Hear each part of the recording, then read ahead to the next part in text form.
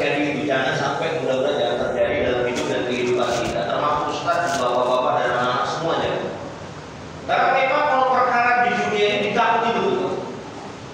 Itu orang kalau udah diperiksa, misalnya ada kejahatan itu, begitu diperiksa selama 8 jam, itu tak apa pertanyaan. Kadang-kadang pertanyaan berulang-ulang, ditanya semua. Bahkan sampai nanti pertanyaan itu nanti diucapkan juga. Kata orang-orang yang pernah pertanyaan seperti ini, kita menggetar. Kalau sudah ditanya itu menggetar. Gak usah karena pertanyaan tentang kejahatan, pertanyaan tentang kita mempertanggungjawabkan karya ilmiah, entah skripsi, entah tesis, entah disertasi, ditanya padahal itu nggak ada wilayah kejahatan di situ. Secara pidana itu nggak ada. Tapi begitu ditanya sama penguji atau dosen itu menggetar. Ya, apalagi menyangkut tentang pribadi, apalagi yang menyangkut tentang persoalan hukum. Kalau benar salah di situ, yang lebih beratnya kalau benar belum tentu kita dapatkan. Ya. Tapi yang paling kemungkinan dosa 99% yang ada itu adalah hukuman secara fisik. Mendekati 100% kebenaran, kita pun hanya satu diberikan kebebasan ibadah. Itu pun takutnya luar biasa.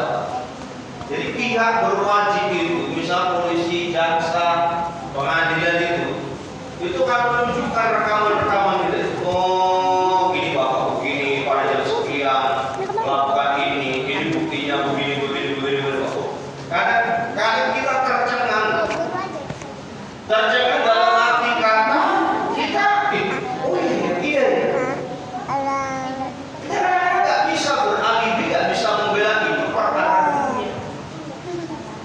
Perkara akhirat yang sudah kita kerjakan di dunia ini semua akan dipertanggungjawabkan. Wa taqum alaisa laka fi'il inna sam'a wal basara wal fu'ada kullu ulaika kana anhu mas'ula.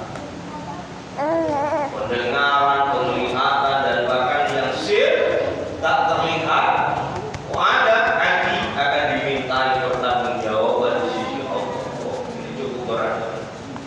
Maka sebelum dikasih catatan yang sesungguhnya dari Tuhan, coba Bapak Ibu sesekali di rumah nanti direkapitulasi dosa-dosa kita. Ini loh perbuatan dosaku, inilah perbuatan amal solehku, begitu. Ya, sehingga nanti Bapak Ibu nggak terkejut kalau sudah malaikat ngasih catatannya. Siapa yang mencatat amal baik amal dulu? Apa nama malaikatnya? Malaikat Raqib. Kira-kira bapak-bapak sanggup nggak kira-kira nanti dikasih catatan sama malaikat? Menengoknya. Jadi sebelum bapak ibu terkejut menengok catatan malaikat itu, lebih bagus sampai duduk. Ya, sehingga nanti begitu dikasih catatan oleh malaikat, kita sudah mencatat kok.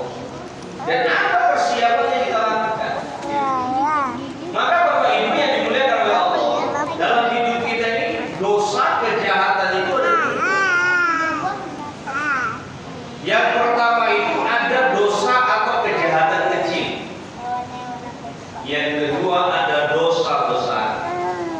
Dan yang ketiga ada dosa sia-sia. Menyia-nyiakan waktu itu bahagia daripada dosa. Langsung Allah sebut itu. Ra'aital ladzi yukadzibu bid-din fadzalika alladzi yatuqul yatim wa la yahuddu 'ala ta'amil fawailul lil musallin. Celaka orang yang sholat celaka.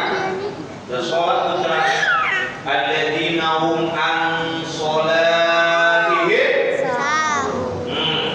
Siapa orang yang celaka dalam sholatnya? Karena dia menyia-nyiakan waktu.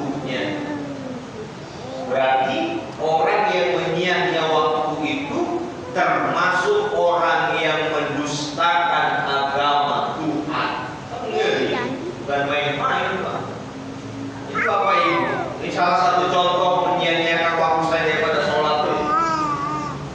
Misal kita hidup bertahun-tahun dikasih hidup sama Allah. Bapak dikasih usia 60 tahun, ibu juga sama dikasih usia 60 tahun. Dari usia 60 tahun itu, atau 40 tahun atau 50 tahun terserah, dari 114 surah dalam Al-Quran, paling tidak harus seimbang dengan usia bapak ibu. Maksudnya Ustaz, usia 60 tahun, 50 tahun paling tidak dari 114 surah itu bapak ibu harus menghafal sebanyak usia yang bapak ibu miliki.